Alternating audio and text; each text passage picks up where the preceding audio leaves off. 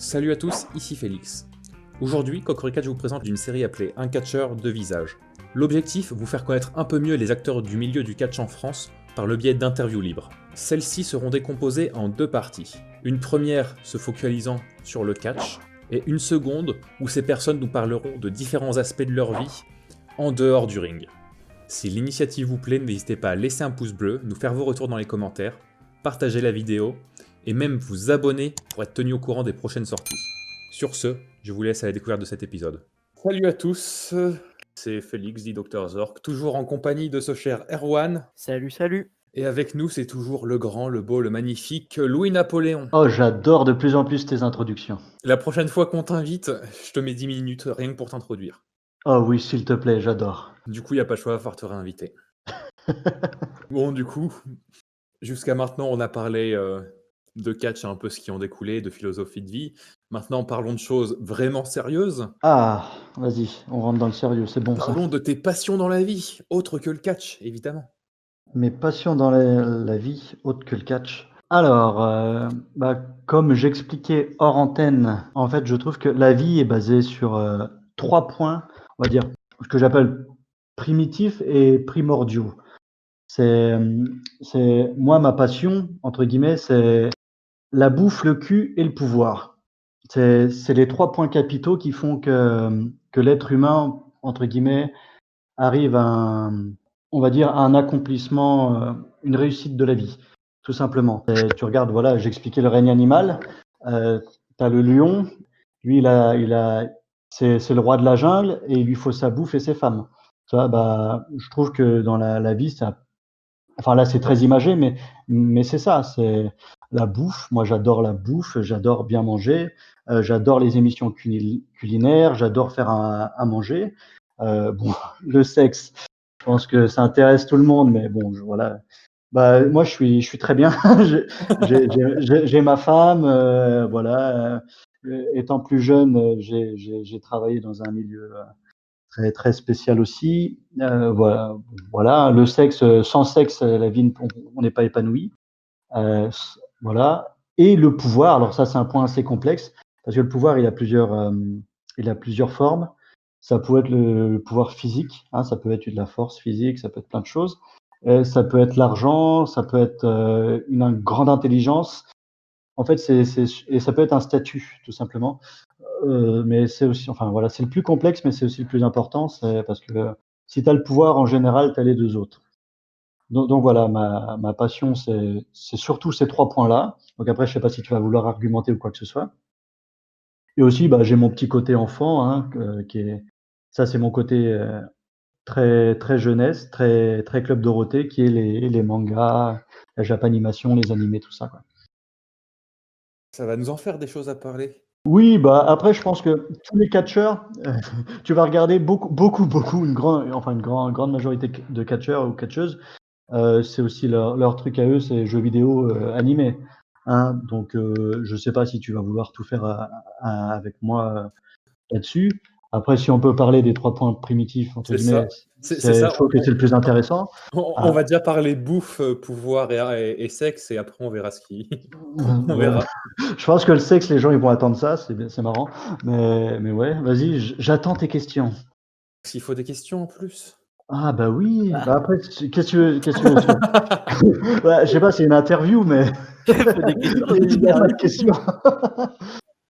Non, tu veux je parle de quoi? De la bouffe? La bouffe, c'est l'essence de la vie, hein, entre guillemets. Si tu as pas de bouffe, tu meurs. Point. Tu vois? Faut nourrir ton corps. Tu vois? On en revient à la même chose, faut nourrir ton corps et si possible avec des bonnes choses et des choses saines. Tu vois? Mais bon, maintenant, le péché de la vie, hein, parce que la vie a ses péchés aussi, sinon ce ne serait pas marrant. C'est tout ce qui est gras, tout ce qui est pas bon pour ton corps, c'est ce qui est bon, en fait. Tu vois? Donc voilà, faut savoir ce que tu veux dans la vie, comme je disais, dans l'autre partie de l'interview. Faut savoir ce que tu veux être dans la vie et en fonction de ce que tu veux être, tu adaptes ta nourriture là-dessus. Voilà. Après, il faut pas se priver non plus, hein. La vie, ça doit pas être souffrance. Donc la bonne bouffe, c'est ce que j'aime. Moi, j'ai jamais vraiment fait d'efforts physiquement. Faut dire ce qui est, hein, j'ai jamais été le catcheur le mieux taillé. Voilà, hein, je suis un petit mec d'1 m 73. voilà, qui fait le yo-yo entre 75 et 85 kilos à chaque fois, en fonction de mes objectifs. Voilà, j'ai jamais voulu être poids lourd. Hein, j'ai toujours été poids moyen. Des fois, j'essaye d'entrer dans les poids légers quand je suis en 75. Tu vois. Mais voilà, j'ai toujours été mi-lourd, enfin mi-moyen, moyen. Tout ça, bon, pour en revenir à la bouffe, voilà, mon alimentation est faite vis-à-vis de ça, et j'adore la bouffe, quoi. Enfin voilà, je sais pas comment trop. Non, mais c'est difficile de détester ça aussi. Voilà, mais je sais pas comment. Bah, tu sais, il y en a, comme je te dis, quand on a qui ont des régimes stricts, ils bouffent entre guillemets comme les chiens, j'ai envie de dire. C'est-à-dire qu'ils ont leur gamelle, telle heure, toujours la même chose, grammage près, tu vois. Je pars du principe que c'est pas comme ça que je veux vivre, voilà. Tout simplement. Je pense que tu peux arriver à avoir un corps plus ou moins sain sans spécialement te priver. Faut faire attention aux quantités, bien sûr, c'est le plus important. Tu fais attention aux quantités, t'es pas spécialement obligé de te priver. Après, bien sûr, si tu veux être bodybuilder, champion de bodybuilding, si t'as des objectifs, voilà, comme je disais, bah, faut faire attention à ce que tu fais, voilà. Mais la bouffe, moi, j'adore ça. Je suis un fin gourmet, et j'adore aussi faire des plats, faire à manger. Voilà, je trouve, voilà, tout le monde dit ouais, enfin, allez, c'est très macho, enfin, façon de parler très macho, mais on dit ouais, c'est plutôt la tâche de la femme, entre guillemets, de faire à manger. Bah, je suis pas d'accord du tout. Hein. Moi, faire ma bouffe, je trouve que c'est ce que j'aime le plus. Parce que Ça fait partie du plaisir. c'est ça, tu sais ce que tu mets dedans, et en fait, en le faisant, tu te dis, ah mais c'est trop bon, oh mais mon Dieu, je vais me régaler, tu vois. Et des fois, c'est une déception totale, mais des fois, c'est top. Toi, voilà, et j'adore. Et même ouvrir un petit livre de cuisine, ouvrir un petit livre de cuisine, saliver devant, tu vois, tu regardes des recettes. Moi, même, j'adore les émissions culinaires. Toi, j'en regarde beaucoup. Euh, et ben, je salive devant ce qu'ils font, je regarde leurs techniques, je dis, ah, bah, je vais essayer ça, ça, ça. Voilà, soit je fais un gros raté parce que je suis pas spécialement le meilleur cuisinier au monde, tu vois, mais soit je fais des ratés, soit je réussis. Tu vois, je pense que quand tu t'appliques, bah, quand tu es passionné et que tu t'appliques, en général, tu réussis. Et voilà. Hein. Et puis même les échecs, c'est l'école de la vie. Exactement, on en revient au même, c'est l'école de la vie, l'échec. Si tu fais pas d'échec, tu n'apprends pas. Et voilà, et si si es tout de suite au top, bah, tu peux que redescendre la pente. Toi, de la pyramide, tu peux que bon, si tu montes un à un, bah, tu fais toute la pyramide jusqu'en haut, et puis après, bon, bah, tu as déjà connu, donc tu sais comment c'est. Voilà. Tu peux pas être déçu après. Enfin voilà, bon bref, là on s'égare encore, mais la bouffe, c'est important, c'est la vie, et on rêve tous d'avoir un bon manger sur la table. Passons donc à la suite, le sexe. Est-ce qu'on a besoin vraiment de rentrer dans les détails là-dessus? Je ne crois pas. Je pense que le mot en lui-même est très fort. Oui. La leçon même, voilà, pour le sexe, c'est bah, profiter, et j'ai envie de dire, essayer des nouvelles choses. On va rentrer comme dans la première partie de la vidéo, enfin de la vidéo, qu'est-ce que je raconte? Mais de l'interview, mais voilà, c'est une routine, c'est pas bon. Il faut casser la routine, il faut essayer des expériences, faut pimenter les choses. Il n'y a pas grand-chose à dire. Donc moi, j'ai un rapport avec le sexe. Bon, là, on va parler de moi, donc en espérant qu'on va pas me regarder bizarrement après. Mais j'ai un rapport avec le sexe qui est assez ouvert, dans le sens que j'ai pas spécialement de barrière là-dessus, vu que très jeune, un de mes premiers boulots, c'était de travailler dans une maison de production X pour une sous-traitance de Marc Dorcel. Donc, je pense que quand tu es jeune et que tu es tout de suite là-dedans, bah, il y a beaucoup de tabous qui sont brisés. Hein. Toi, quand j'étais encore amateur dans le catch, voilà, bah, mon deuxième boulot, c'était de travailler dans le cul.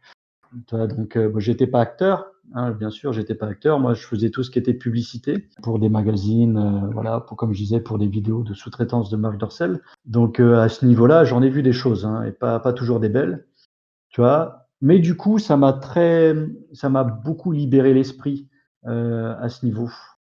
En gros, moi qui étais quelqu'un de très timide, bah bon, je suis toujours un peu timide, hein, et ma confiance en moi, elle n'est pas spécialement au top, mais si tu veux, tu te laisses aller plus facilement. T'as pas les tabous que certains autres auraient, quoi. Voilà, je veux dire, moi, allez, je vais parler très, très cru, mais moi, le petit sexe préparé avec les petites bougies un peu dans le noir en missionnaire, non merci, tu vois. Non, c'est moi, enfin voilà, c'est très bien, de temps en temps c'est bien, mais il faut que ça change un peu. J'ai de la chance d'avoir une femme bon, qui est un peu plus âgée que moi, donc aussi qui a connu, et puis qui est assez libre aussi là-dessus. Donc, voilà, je veux surtout pas vous donner une très mauvaise image d'Alexandra, s'il vous plaît. Ne pensez pas ça du tout d'elle. Mais voilà, je veux dire, là-dessus, on est très épanouis. Tu vois, je veux dire, comparé à certains couples, nous, ça fait 12 ans qu'on est ensemble. Et ben, c'est comme au premier jour à chaque fois, tu vois. Donc c'est très bien à ce niveau.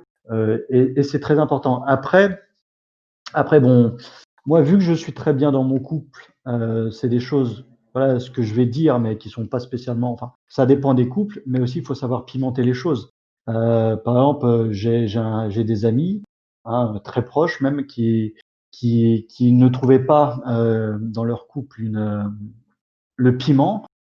Bon, bah voilà, hein, c'est le libertinage un petit peu qui les a décoincés, tu vois, qui leur a ouvert une autre vision. Du coup, ils sont très, très amoureux l'un de l'autre, mais ça ne leur empêche pas de s'éclater là-dessus. Et comme je disais, c'est un des points capital. Si un des 3 points primitifs, comme je dis, ne marche pas, tu peux pas être heureux dans ta vie. Tu vois, si tu n'as pas de bouffe sur la table, bah tu crèves, donc, donc c'est naze. Hein, si tu manges pas à ta faim, tu seras toujours malheureux. Si tu n'as pas du bon sexe, tu es toujours malheureux. Et si tu n'as pas de pouvoir, en général, tu n'as pas les deux autres. Donc, voilà. Je sais pas comment expliquer. Du coup, glissons sur le pouvoir. Glissons sur le pouvoir. Oui, après le sexe, glissons. C'est bien. Tu vois. Bah, le pouvoir, c'est assez complexe. Comme je disais, il a plein de formes. Tu vois, c'est que ce soit physiquement, que ce soit à niveau, enfin, intellectuellement, c'est le pouvoir, c'est quelque chose ou un statut social. C'est ce qui va te définir dans la société, c'est ce qui va t'apporter les deux autres. Donc le pouvoir, ça va être ta place entre guillemets dans la société, ça va être le statut que tu vas avoir et comment tu vas l'avoir. En fait, c'est le point où tu dois passer le plus longtemps à réfléchir, à savoir qui tu veux être. On revient beaucoup à la même chose, hein, je suis désolé là-dessus, mais c'est ça, c'est dans la vie, réfléchissez vraiment à ce que vous voulez être. Et si tu vas classer, on va dire, ton étape du bonheur avec ce statut-là en priorité. C'est-à-dire que si tu es un pauvre mec c'est horrible de dire ça, je suis désolé si je dis ça, mais si tu es un pauvre mec feignant de ta vie au RSA qui dit non, bah, je suis bien, je veux pas bouger, bah, tu t'évolueras jamais. Tu vois, entre guillemets, si t'es en bas de l'échelle, bah, t'es rien parce que t'as pas d'ambition, parce que t'as pas d'avenir, parce que t'as rien. Tu vois, tu crèves à petit feu, comme je disais avant. Ta vie devient une routine. Moins tu te donnes les moyens, plus ta vie deviendra une routine. Donc, en gros, je pars de ce principe. Après, en force, voilà, si le pouvoir, par exemple, si on va parler en force physique, quand on est gosse, quand on est môme, et même pour certains adultes, on a tous en tête, en disant, je suis le plus fort. On a tous envie d'être le plus fort. Hein, moi, je suis le plus fort, je suis machin, tu vois. C'est pour ça que les super-héros ont été créés, d'ailleurs. Hein, c'est pour que les gamins s'identifient à des adultes et pour que, entre guillemets, pour être le plus fort, voilà, je sais pas si je m'exprime bien là-dessus, pareil, mais c'est ça, t'es un lion, t'es dans une jungle, hein, la vie c'est une jungle, hein, t'es un lion, bah, tu défends ton territoire, tu vois, quand tu vas être un peu, entre guillemets, l'homme de la baraque, donc tu vas défendre ton territoire, tu vas créer une famille solide, tu vas créer ton troupeau, tu vois, et c'est ça. Et ton pouvoir va déterminer de la force de ton troupeau.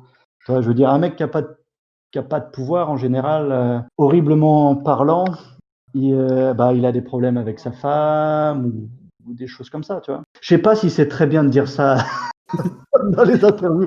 Je sais pas, c'est parce que ce point il est très important et très complexe à la fois. Mais après, voilà, moi je vais être quelqu'un qui a pas du tout sa langue dans la poche, tu vois. Ouais. Et je vais parler très cru sur beaucoup de choses. On est dans une époque de fragile, comme je disais, il faut arrêter d'être fragile. Au bout d'un moment, il faut commencer, au lieu de créer des cases et de s'enfermer dans des endroits pour être à l'abri de tout et finalement créer plus de différences et plus de problèmes. Le mieux, c'est d'affronter les problèmes, d'affronter les critiques, d'affronter tout et de se renforcer soi-même. Tu sais, arrêter d'être une pleurnicheuse et de commencer à se renforcer tout simplement, tu vois. Et en se renforçant, je vous jure qu'on aura une autre vision des choses et on avancera face aux difficultés de la vie, on avancera plus facilement face à la tempête. C'est ça. La vie, c'est un chemin, c'est des virages, c'est des loopings, c'est tout ce que tu veux. Mais si tu t'arrêtes et si tu tournes en rond, ouais, tu crèves sur place. Toi, donc, faut continuer à avancer jusqu'à son but ultime. Et c'est pour ça que le pouvoir, c'est important.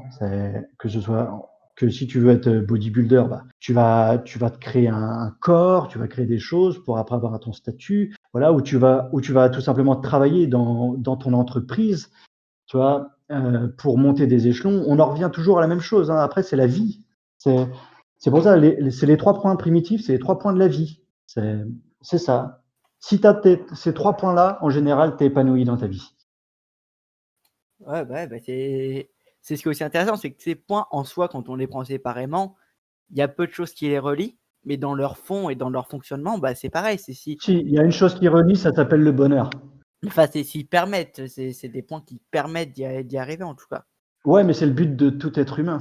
Ah oui, Je veux oui. dire, je connais aucun mec qui dit je veux être riche pour être malheureux. En général, c'est je veux être triste pour contribuer à mon bonheur. L'argent ne fait pas le bonheur, comme on dit, mais il y contribue beaucoup. Après, tu as d'autres formes de bonheur. Tu as l'amour qui peut être un très grand bonheur. Le problème de l'amour, c'est que tu peux pas avoir un amour si ton statut social il est inférieur à ton amour. Donc, tu peux pas garder la flamme de l'amour éternel et le bonheur éternel si tu fais rien pour l'alimenter. Et pour l'alimenter, voilà, comme j'ai expliqué, vous comprenez, faut mettre de l'essence pour l'alimenter.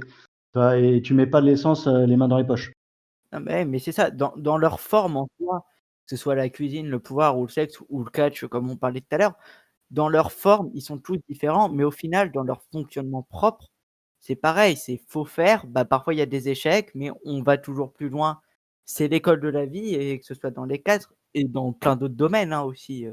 Oui, oui. Non, mais c'est l'école de c'est l'instinct primitif, comme je disais. Pourquoi je dis primitif? Parce que tous les animaux, ils réagissent entre guillemets comme ça. C'est, tu mets des chiens ensemble, une meute. Dès que tu as une meute, voilà, dès que tu as une meute, tu as toujours un alpha.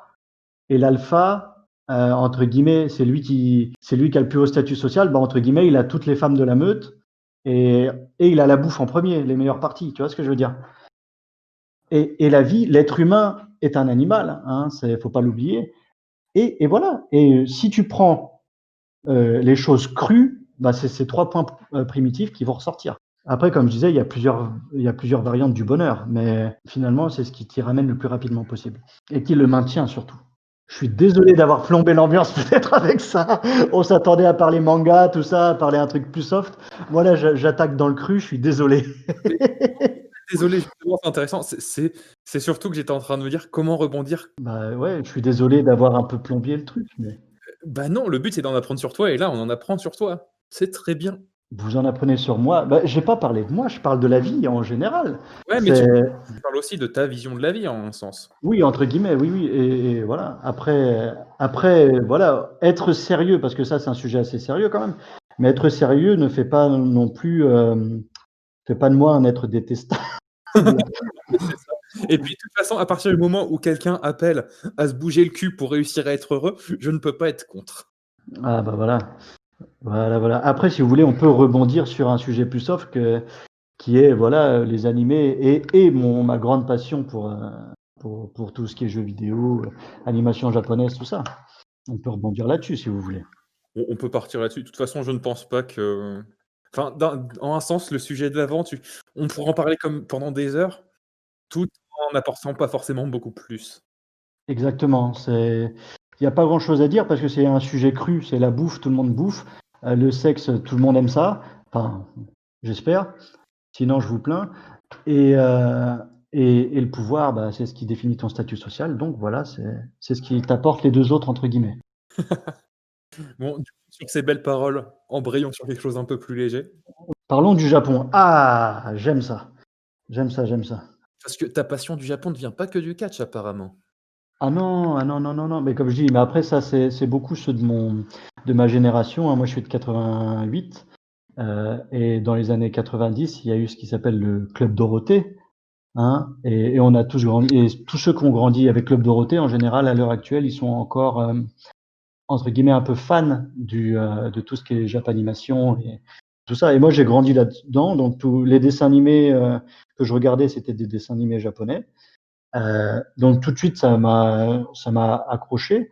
Après, bon, j'ai été élevé dans la religion chrétienne. J'ai été élevé dans la religion chrétienne, mais bon, les religions, je me suis toujours posé beaucoup de questions et j'ai toujours été quelqu'un d'assez curieux dans les choses.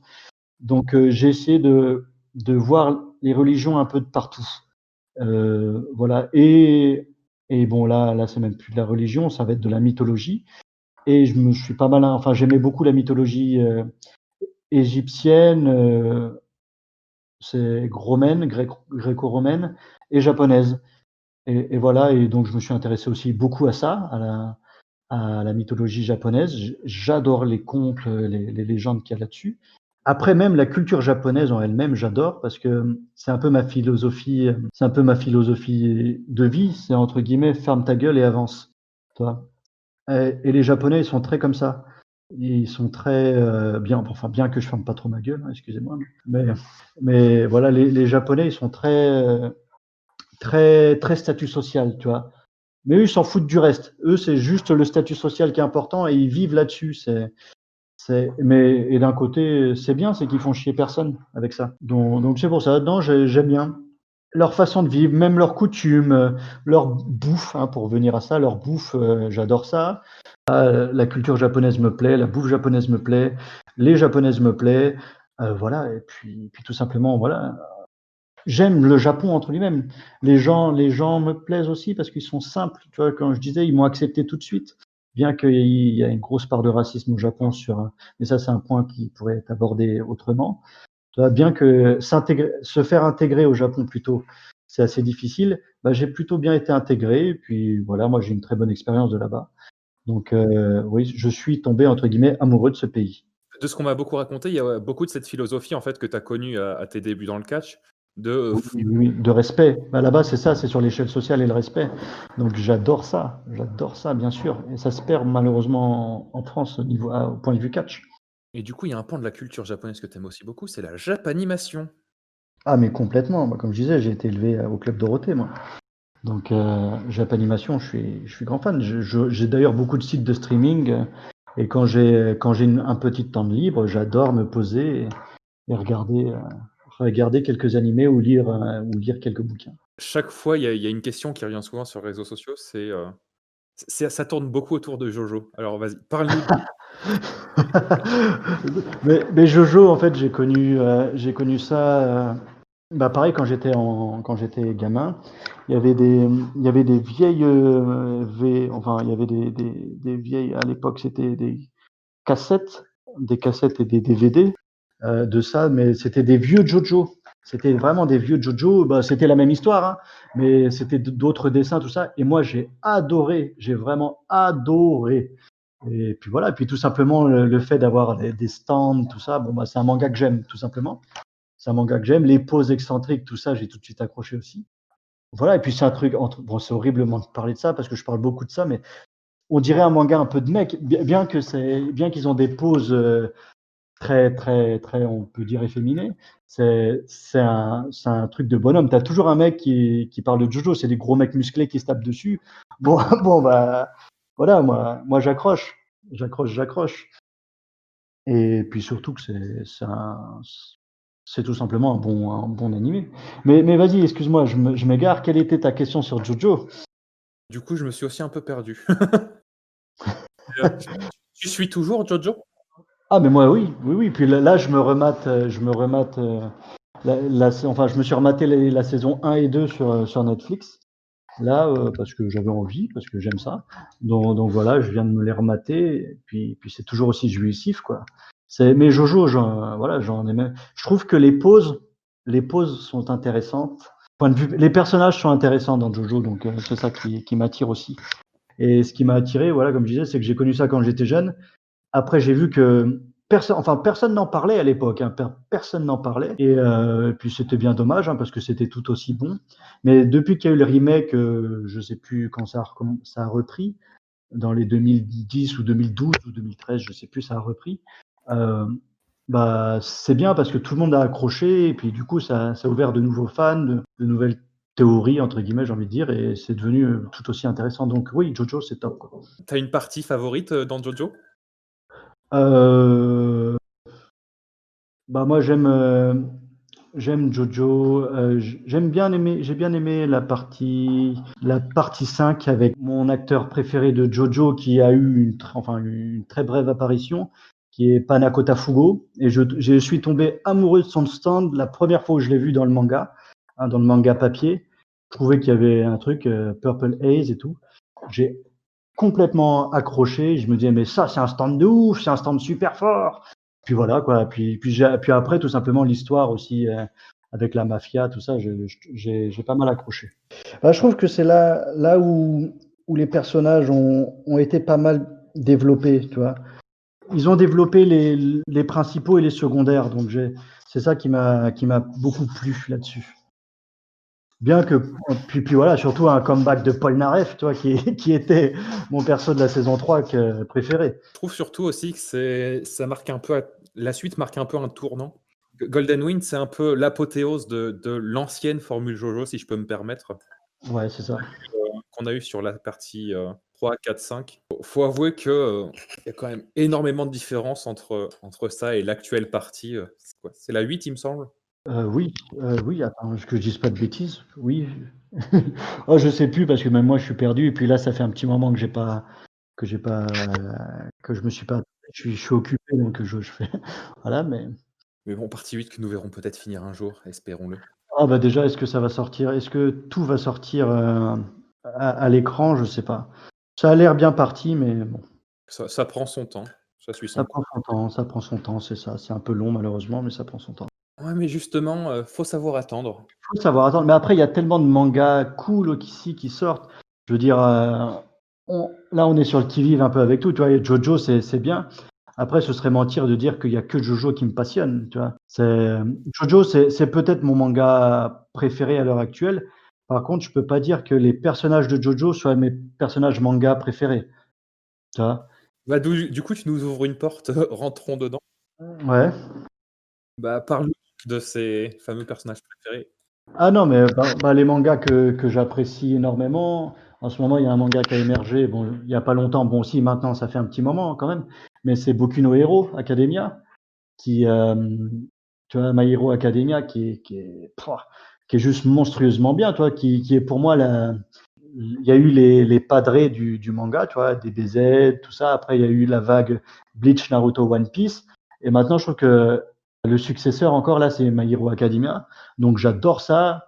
Je suis un grand fan de All Might, qui est pour moi un personnage charismatique et qui déchire. Enfin voilà, j'adore. Ce côté, le héros et la véritable personne derrière, qui est très intéressant C'est et ça, qui est pas c'est sans ça. rapport en un point les catcheurs. Mais les catcheurs sont des super-héros, entre guillemets. Je veux dire, tu regardes Rey Mysterio, pourquoi les catcheurs masqués sont masqués, tu vois? C'est bon, il y a une histoire, il y a une histoire derrière, mais bon, ça c'est encore autre chose, ça s'appelle l'histoire du catch. Mais entre guillemets, t'es un petit garçon, toi, t'es un petit garçon qui va regarder du catch, tu vois, un petit garçon, une petite fille d'ailleurs, mais bon. T'es un enfant qui va regarder du catch, tu regardes du catch, tu vois un mec masqué qui vole dans tous les sens, bah tu le prends pour quoi? Tu le prends pour un super-héros. Donc aux yeux du public, on est des super-héros et on va entre guillemets, taper le méchant.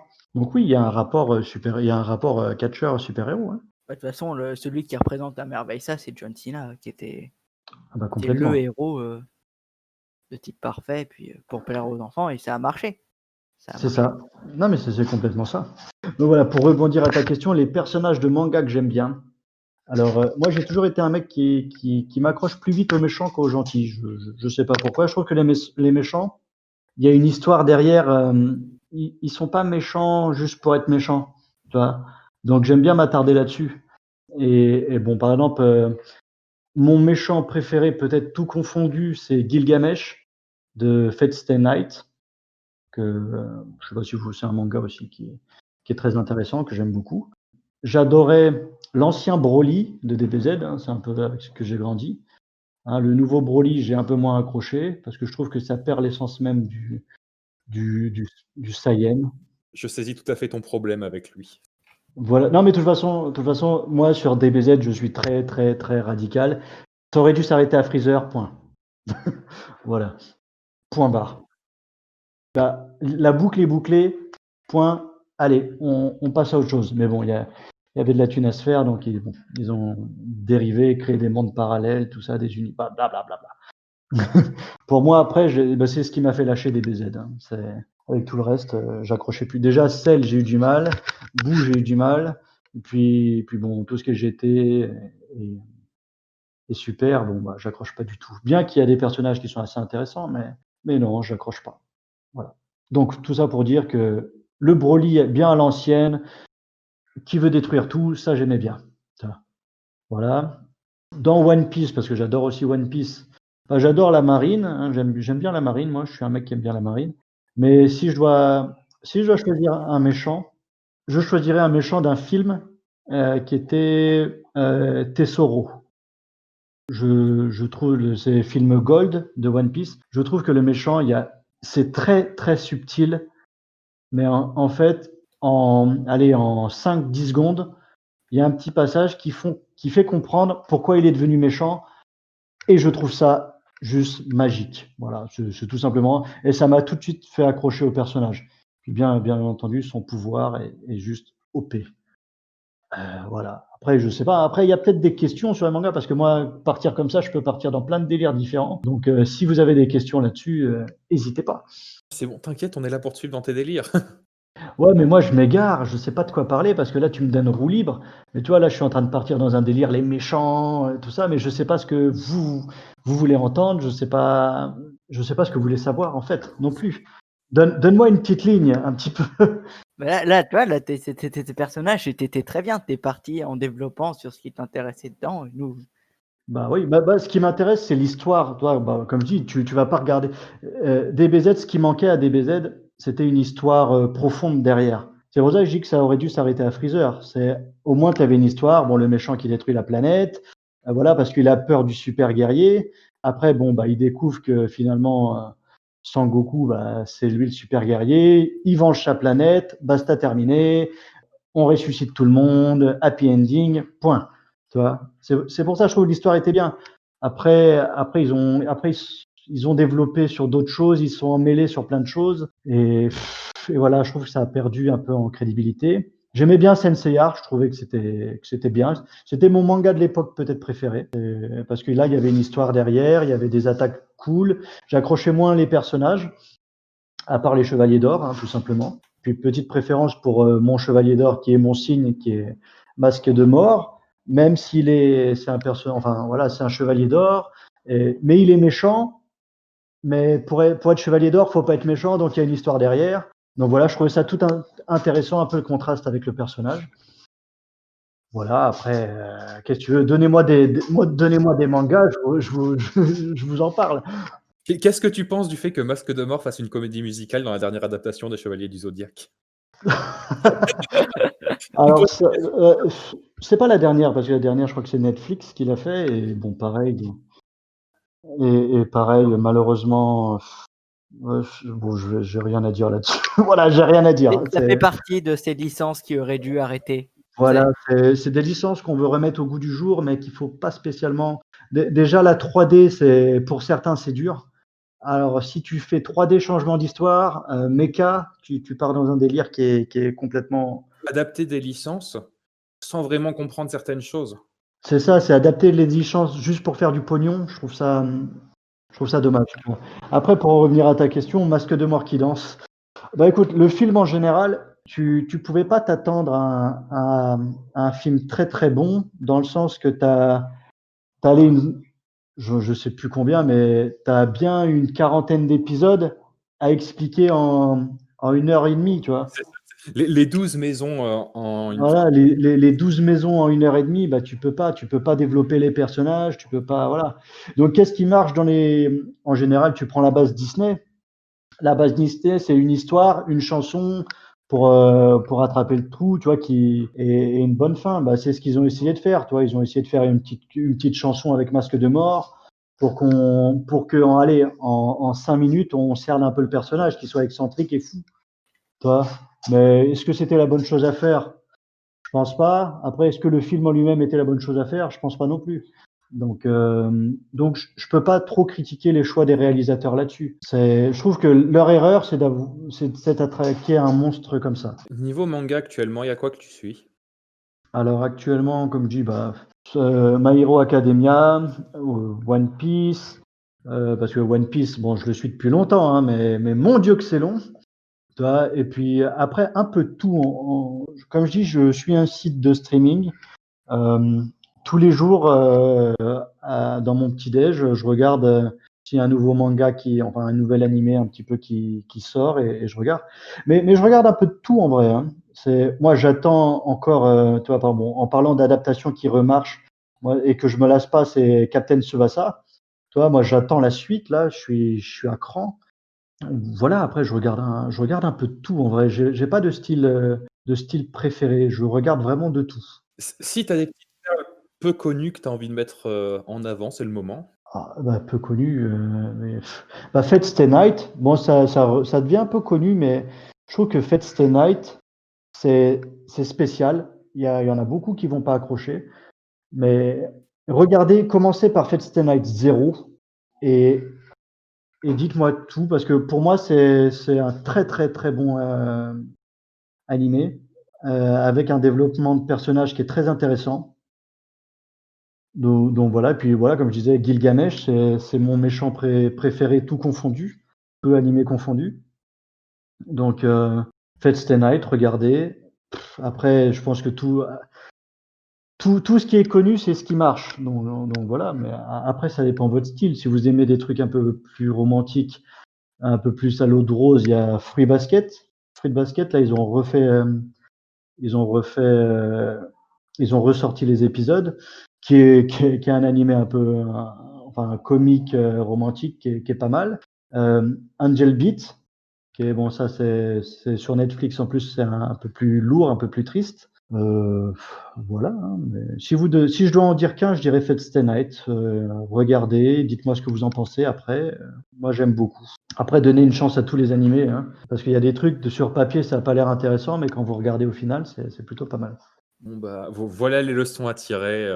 Voilà, La- dans la la- vie, donnez une chance à Dans la vie, donnez une chance à tout et voilà, surtout pensez à la bouffe, au sexe et au et au pouvoir. pouvoir et vous serez heureux.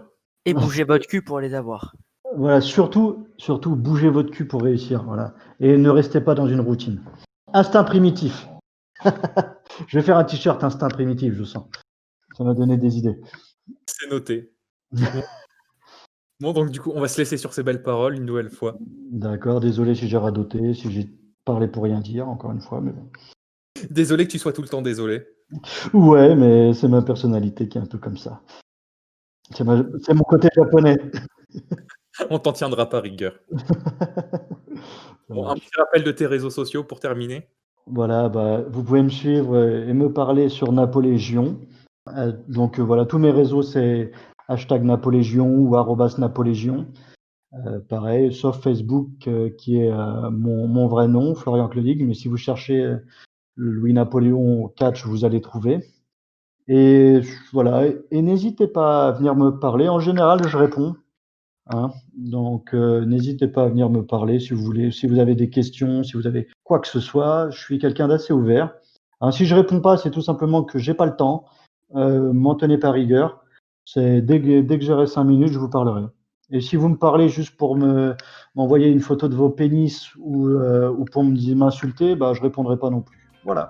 Bon, n'hésitez pas non plus à suivre Cocoricat sur Twitter, Instagram. Et sur ce, bonne journée à tous. Ciao tout le monde. Ciao.